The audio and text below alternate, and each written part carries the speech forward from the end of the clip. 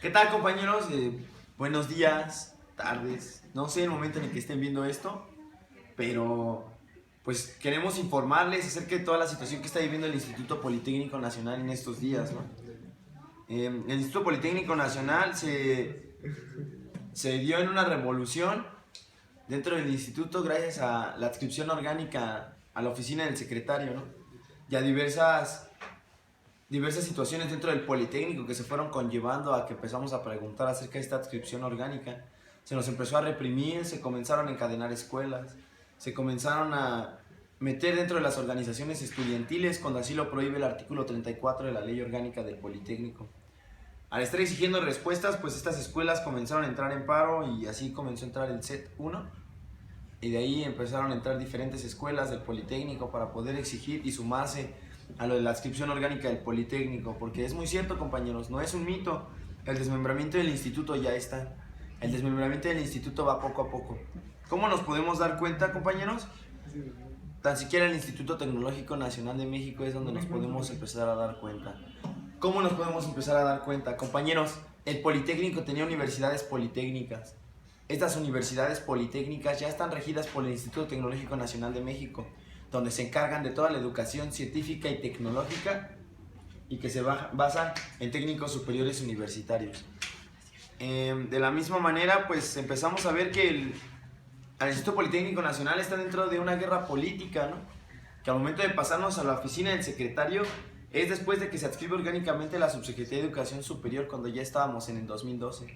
Después de un movimiento estudiantil del 2012, uno del 2014 y uno de aclaraciones del 2016, como anteriormente decía, después de nosotros empezar a movilizarnos y estar preguntando qué pasaba, nos reprimían. Mágicamente explotaban los transformadores, mágicamente aparecían las escuelas encadenadas diciendo que pues era orden de área central, ¿no? Y los directivos pues no tenían otra que decir más que pues es que no hay luz. Entonces, compañeros, nos podemos dar cuenta que los pretextos hay miles, ¿no? Para no darnos explicaciones acerca de cómo se está desmembrando el instituto y cómo la reforma educativa se está implementando dentro de aquí. Todo esto, pues, si ustedes empiezan a preguntar, es a consecuencia de las reformas estructurales que hay implementadas dentro del país.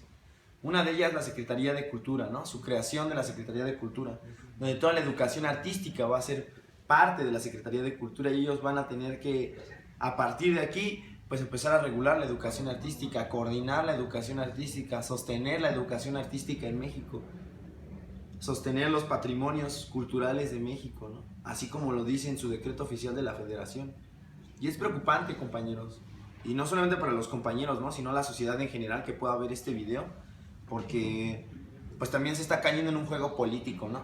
En un juego político donde un secretario de Educación Pública no entiende el sintaxis de un documento, siendo secretario de Educación Pública, creo que es preocupante, ¿no? Desde el momento también en el que se empieza a ver que los libros de primaria se van a cobrar, donde se empieza a ver que el magisterio de los profesores también empieza a ser erradicado. ¿Cómo vamos a creer, compañeros, en alguien que, o sea, su voluntad política es 1000% cuando al principio él era quien se negaba al diálogo, ¿no? Fuimos a buscarlo a la SEP y se negó al diálogo. Entre los medios le decíamos, venga a hablar con nosotros y se negaba al diálogo. Hasta el momento en el que hicieron declaraciones donde este güey violaba el artículo 5º, fracción 24 del reglamento interno de la SEP y ahora sí, al otro día dice, quiero reunirme con ustedes, ¿no? Estas declaraciones está pues el jefe de la oficina del secretario, pues, un ciudadano llamado Mauricio Melchor Dávila Morlote, que ni siquiera se nos está diciendo. Y gracias a él, pues se pueden trabar y puede haber intermediarios dentro del secretario de Educación Pública, no lo sabemos, nada nos garantiza. Es como yo les decía, ¿cómo vamos a creer un secretario de Educación Pública que dice que en nuestra ley orgánica del Politécnico está que vamos a resolver el problema de los porros, por favor? Él ni siquiera ha de saber qué viene en el libro de primaria que leyó hace 3 días, hace 4 días. Y ahí es donde nos empezamos a dar cuenta de las incongruencias que puede tener el secretario de Educación Pública, ¿no? De la misma manera en la que pues a nosotros nos empieza a decir caprichosos cuando el caprichoso es otro. Cuando porque no se acepta el diálogo que él mismo impone, escuchen muy bien, escuchen muy bien. Cuando él impone un diálogo y no se le acepta, dice, pues entonces ahora ustedes son los caprichosos, ¿no? Nada más queremos recordarles quién fue el que se negó a dar el diálogo. ¿Quién es el que amedrenta a los profesores con pistolas en Oaxaca? Y ahí les va una pregunta. ¿Quién es el que manda los porros a las escuelas, compañeros? Solamente es cuestión de que nosotros nos pongamos a pensar y ver cómo él es un represivo, cómo es un autoritario y que no se debe de creer en las palabras que él da hacia allá. Pero también nosotros estamos buscando que los compañeros pues no perdamos el semestre, ¿no? Y es una falacia lo que él está diciendo, porque el artículo 52 de la Ley General de la Educación dice que por casos fortuitos se tiene que recalendarizar a huevo, compañeros. Entonces aquí vemos el desconocimiento de las leyes y entonces ahí entra también que no entra en sintaxis de la documentación y entonces él no entiende nada de lectura, no entiende nada de educación. Y es donde entonces nosotros preguntamos, ¿dónde está la seriedad de esta persona siendo secretaria de Educación Pública?